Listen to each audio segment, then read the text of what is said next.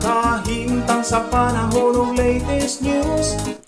Diyaron sa atong linyang Pag-asa Mactan, pinagi ni Ma'am Junina Marty. Ma'am, good morning.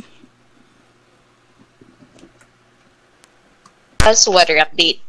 As of 3 a.m. today, ang atong ginamonitor na low pressure area kay nana din ha sa kalayong 570 kilometers east-northeast of Viracatan-Duanes o dinha sa may 695 kilometers east of Daet Camarines Norte.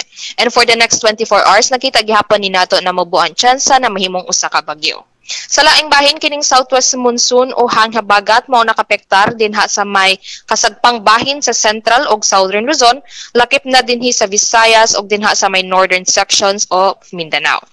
Og para naman sa tong weather condition dinhi sa Kabisayaan, padayon gyapon kita makasinati og madag-umon nga kalangitan, kiniyugan aning mga katag-katag nga pagulan, pagpanugdog kilat tungod aning southwest monsoon.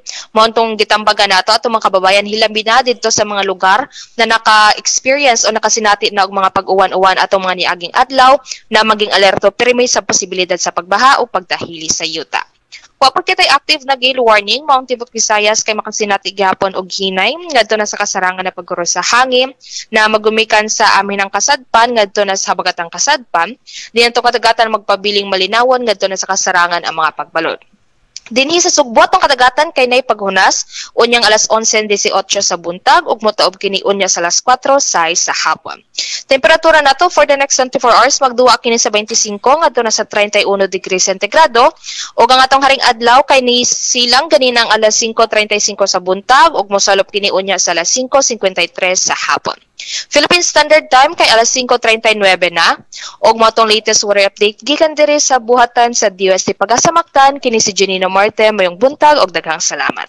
Salamat kay Ma'am Junina, ya may buntag sa Pag-asa Mactan. Way sa payan sir, mayong buntag usab. Okay, good morning. Inyo gadabati ang atong dagan sa kahimtang sa panahon. Mga pamuk, uban kang Cobra in action. Nining adlaw nga Lunes. Pizza 1 bulan sa Septembre tuig 2025. Nining atong dagan sa kahimtang sa panahon kung weather update pinagi ni Ma'am Junina Marty.